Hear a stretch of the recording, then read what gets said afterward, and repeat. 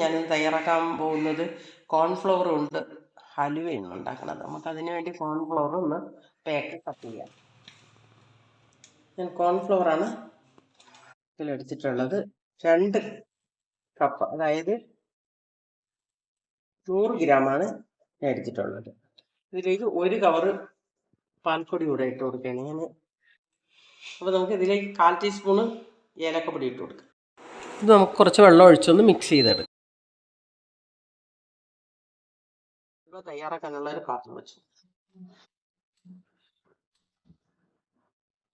ഇതിലേക്ക് നമുക്ക് 1 ടീസ്പൂൺ നെയ്യ് ഇട്ട് കൊടുക്കാം. നമ്മൾ എടുത്ത് വെച്ചിരിക്കുന്ന കോൺഫ്ലവർ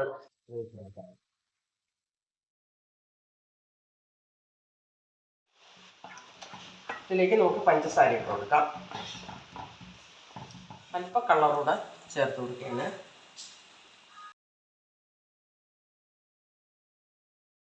നമുക്ക് കുറച്ച് കശുവണ്ടി ഇട്ട് കൊടുക്കാം. റെഡി ആയിട്ടുണ്ട്. നമുക്കൊരു പാത്രത്തിലോട്ട് മാറ്റാം. ഈ പുരട്ടി വെച്ചിട്ടുണ്ട്, അതിലോട്ട് ഒഴിച്ചു. അതിലേക്ക് കുറച്ച് കശുവണ്ടി വെച്ച് കൊടുക്കാം. ഹലുവ, കോൺഫ്ലവർ ഹലുവ ഇവിടെ റെഡി ആയിട്ടുണ്ട്.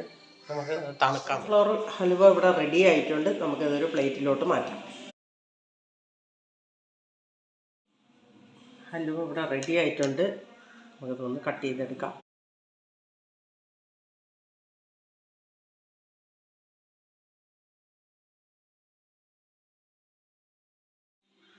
നമ്മുടെ കോൺഫ്ലവർ ഹലുവ ഇവിടെ റെഡി ആയിട്ടുണ്ട്. എല്ലാവരും ട്രൈ ചെയ്ത് നോക്കണം.